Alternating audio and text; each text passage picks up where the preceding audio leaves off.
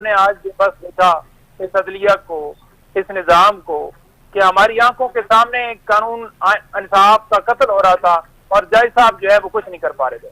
लेकिन सर एक जज साहब हैं जिन्होंने आज बहुत कुछ कर लिया, मैं समझता हूं, मेरी नजर में आपके सामने रखता हूं। सर हम जानते हैं कि शायर हमारे अहमद फराज साहब लापता थे, गुमशुदा थे काफी दिनों से और केस उनका चल रहा था। तो आज जज साहब ने हुक्म किया हुआ था कि आला जो हमारे अस्करी हुकाम है खुफिया इदारों के, उनको तलब कर रखा था, तो वो तो आए नहीं सर। उन्होंने वफाकी वजीर कानून आजम नजीर तारड़ साहब को भेज दिया।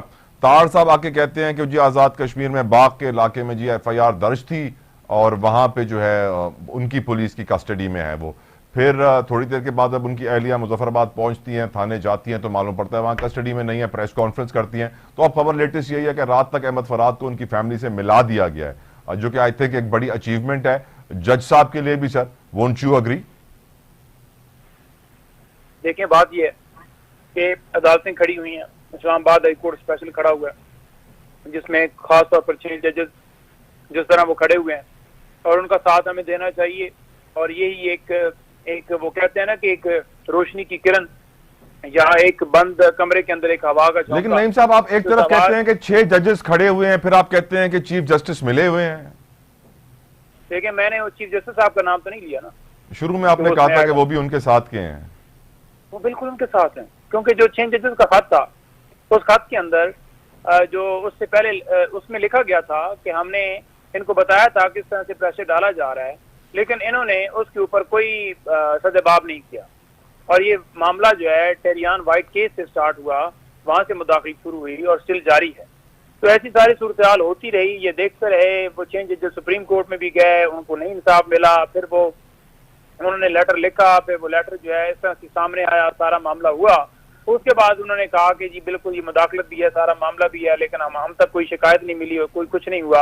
अभी भी आप देख लें कि 150 के करीब दरखास्तें ऐसी हैं जो अमर फारूक साहब अपने पास रखे हुए हैं, उनके अंदर फैसला नहीं दे रहे, साइफर केस लगता है, फिर यौम तकबीर जो है उसके चक्कर में उसे एडजर्न कर दिया जाता है। आज फिर सुनवाई नहीं की गई, तोशा खाना एक नया केस स्टार्ट कर दिया गया है। जब अदालत के सामने पेश होता है, नया भी पेश होता है, तो क्यों नहीं उसकी सरजनिश की जाती? क्यों नहीं कहा जाता कि आपने पहले एक केस बनाया नवाज शरीफ के ऊपर और अब आप कह रहे हैं कि वो केस के अंदर उसका कोई कसूर नहीं है, लिहाजा में गिरफ्तारी नहीं चाहिए, या वो कसूरवार है या फिर आप कसूरवार हैं, एक को हथकड़ी लगनी चाहिए। ठीक है आप जी। लेकिन क्या आप अग्री करेंगे सर कि आज आपके लीडर, आपके बानी PTI इमरान खान साहब की जो सबसे बड़ी ताकत है वो केसेस नहीं है, वो शायद ये लीगल टीम नहीं है, वो शख्स है जो मुल्क से बाहर बैठा हुआ है और कह रहा है कि मैं वादा माफ गवाह नहीं बनूंगा ओवर माय डेड बॉडी।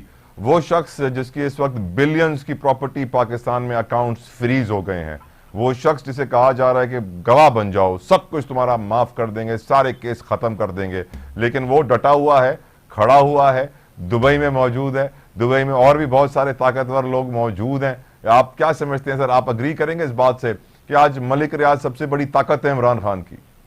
देखें पहली बात तो ये है कि मलिक रियाज अगर आप उस सेंस से देखें ना कि इमरान खान की ताकत है या उन्हें कोई फाइनेंशियल बेनिफिट दे रहे हैं या उनकी कोई पावर है या उनके केसेस के अंदर कोई रिलीफ मलिक रियाज ले लेंगे और वो फौरन गिरफ्तार होते गए और फिर फौरन ही रिहा भी हो गए और अब हमारे साथ जमान पार्क में मीटिंग कर रहे हैं या हम बनी गाला में बैठे हुए हैं और सब हम सवाबी जलसा करने जा रहे हैं, तो ऐसा तो कुछ नहीं है ना।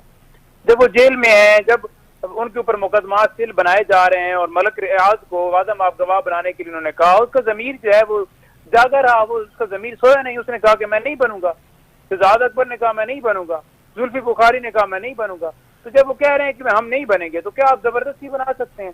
तो उनका इस बात के ऊपर डट जाना, इतने कारोबारी आदमी, बड़ा मुश्किल होता है कि लेकिन सर उनके डटने की वजह से सारे बहरिया टाउन की जो प्लॉटों की वैल्यू है वो गिर गई है सर। कितने सारे पाकिस्तान के करोड़ों इन्वेस्टर्स के पैसे डूबे हुए हैं, फंसे हुए हैं, सिर्फ इस वजह से कि मलिक रियाज इमरान खान के खिलाफ बयान नहीं दे रहे, वादा माफ गवाह नहीं बन रहे हैं। बड़े पाकिस्तानी से परेशान है नईम साहब। बिल्कुल जी, बहुत ज्यादा पाकिस्तानी जो है परेशान है और पाकिस्तानी जो परेशान वो इन्वेस्टर होंगे ना कि वो छापा पड़ा है, लेकिन दूसरी तरफ ये जरूर वो सारे पाकिस्तानी कहेंगे कि जिस तरह जबरदस्त तरीके से वो खड़ा हुआ है, हक के ऊपर खड़ा हुआ है और तारीख लिखी जा रही है कि कौन जो था वो हक की तरफ खड़ा था और कौन जो है वो बातिल की तरफ खड़ा था।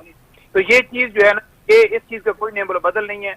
हम रात दिन भाग रहे हैं, बगैर फीसों के भाग रहे हैं, बगैर चीज के भाग रहे हैं, रात दिन अपने फ्यूल इस्तेमाल, अपना जो है वक्त देते हैं, कोई जिंदगी में और काम नहीं करते। तो ये लिखा जाएगा कि कौन जो है वजारतें मशारतें और फार्म 47 के लिए खड़ा था, कौन जो है वो एक बातिल के साथ खड़ा था और कौन हक के साथ खड़ा था। ये बताइए नईम साहब, ये बताइए नईम साहब, शर्जील नाम मेमन साहब सिंध के सीनियर वजीर हैं, उनका ये कहना है कि बानी पीटीआई अडियाला जेल में बैठकर ट्विटर